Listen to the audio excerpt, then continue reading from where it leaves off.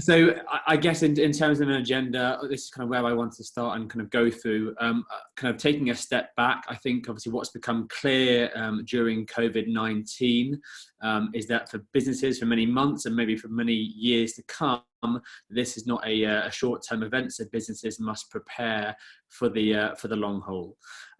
We believe it's imperative for businesses to build the necessary operational resiliency to survive this new reality. COVID-19 pandemic has showcased the value of IT and digital transformation, and organizations should use this time to accelerate the transition itself. Now, as companies begin to evolve and become more digital, more and more interactions with customers will now occur on screen rather than in person. These digital transformation efforts start with creating new accounts online, and digital verification is in fact an unsung hero in organizations' digital transformation strategy, because companies must verify that a person's digital identity matches their physical identity when conducting business online. Within our own customer base, volumes have increased from 20 to 100% with significant upticks in specific verticals, mainly the banking, financial services, and online gaming.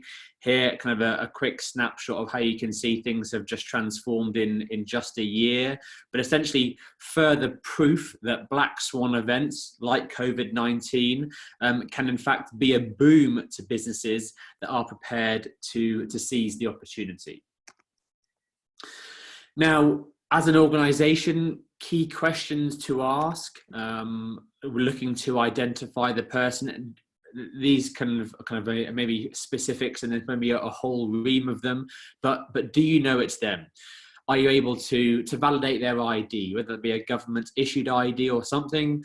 Do they pose a money laundering risk? Have you checked them against sanctions or databases that are out there to ensure that the person or the customer, should I say, has not flagged on any databases? Are they creditworthy? Looking at the likes of Experian, credit bureaus, leveraging other third parties to ensure that you have a holistic, clear pane of glass to understand if that person at the end of the device is someone that you want to be doing business with them.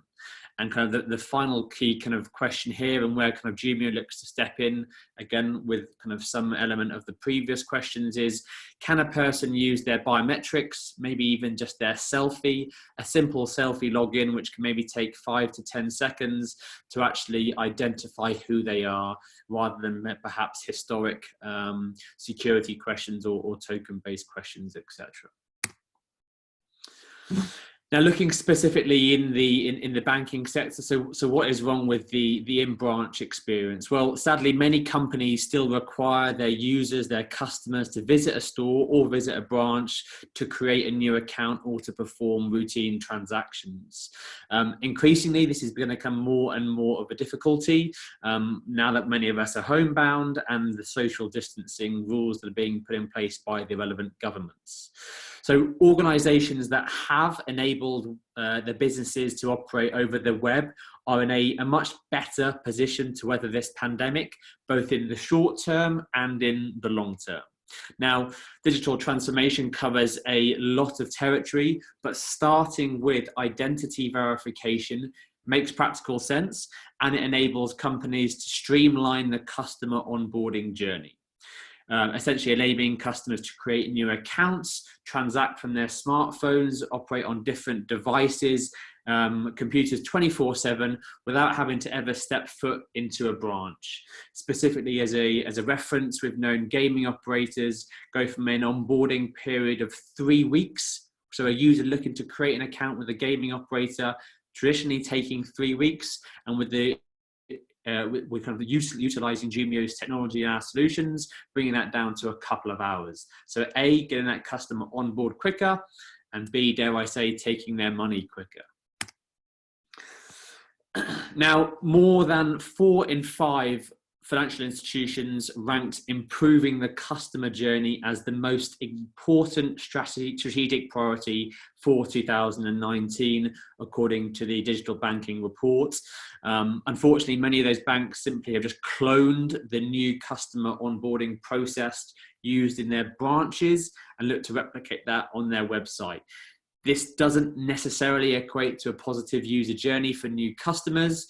User journey just being one of the elements that we've looked to highlight here. But again, it's addressing that the user onboarding process, because at the moment, and obviously with the element of in-branch verification and the difficulty that COVID has highlighted, there needs to be a change in the world.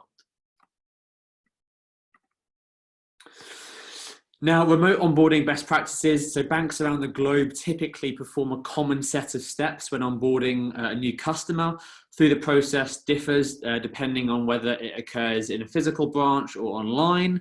Now, while banks are required to perform the necessary due diligence as part of their KYC obligations, there are a number of onboarding steps that can be automated, streamlined and simplified to deliver a better customer experience.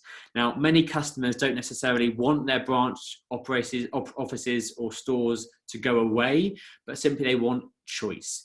Whether it's online within an application or on the phone or at a branch, giving the user more choice is seen as proven to increase the user account openings.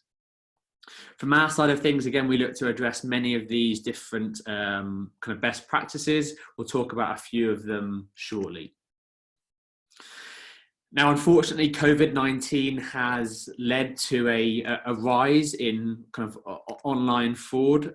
Some crazy stats here, but essentially people are looking to take advantage of vulnerable individuals, therefore not just the providers, but the businesses and the banks that allow for digital onboarding and digital processes and interactions need to step up their game. Essentially, that's as simple as it is. Now, the rise in financial crime during COVID-19 stems from several factors, the first of which is the unprecedented volume of customers digitally accessing their banks instead of visiting branches. Many are using digital banking services for the first time, meaning that they may be unaware of the physical security best practices, putting them obviously at risks to schemes that involve submitting personal information to unauthorized sources. Now, online threats can vary. Jumio as an organization look to try and address as many as we can, but it's worth being aware that it's not just kind of new account fraud, it's even existing accounts whereby there maybe has been an activity for certain periods, whereby you might have seen some of those videos during the break. It's in-person techniques whereby people are stealing someone's data and looking to try and hack their accounts essentially. Now, about Jumio, we are a 12-year-old organization offering a range of services and a range of products that can look to address the requirements and the challenges of identifying an individual user. The most common and most secure is performing an ID verification. Now, Jumio supports over 4,000 IDs, whereby we will authenticate and validate the authenticity of the ID itself on a global basis. Identity verification, I'll kind of give you a little bit more information on the next slide, whereby we are validating and using someone's selfie to authenticate them. Document verification addresses the topic of physical documents like utility bills or bank statements, so not government issued documents, but essentially taking those third or subsidiary documents, which as a business, as a regulation might require.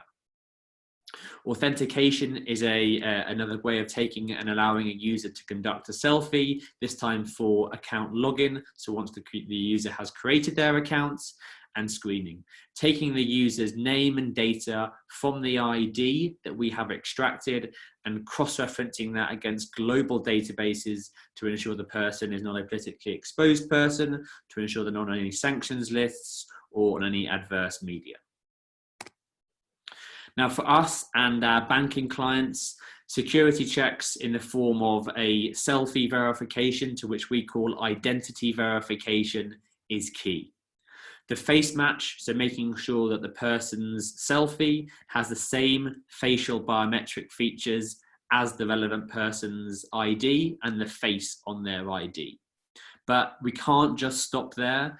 Essentially, if I were to steal maybe Richard's ID and I were to find a picture of him on Facebook or Google, I might be able to impersonate him if it was simply just performing a face match. The liveness check, whereby Jumio performs a 3D face map to ensure the person is really there at the time of capture, adds another layer of security for what we believe is the most secure selfie check and the most secure identity verification in the market. Now, as a business, we operate completely globally. We operate on a hybrid technology approach whereby we use AI where possible, and also over 2,000 human verification experts to perform our process. As I mentioned earlier, we support over 4,000 IDs and offer a complete omni-channel approach. So no matter what device, no matter what platform you operate on, no matter what device your users has, Jumio has no preference, nor do we require the user to switch devices midway through a journey just because of our inability to operate. We offer a definitive verification, meaning that when we are giving our result back to the clients of ours, the likes of Monzo, HSBC, Barclays, TSB, Metro Bank, etc., we are giving them a definitive verification. Is the person who they claim to be? Yes or no? Now, the shift to digital banking was already taking place well before COVID-19, but the pandemic has obviously moved digital transformation to the front burner, where in-branch activity was severely curtailed.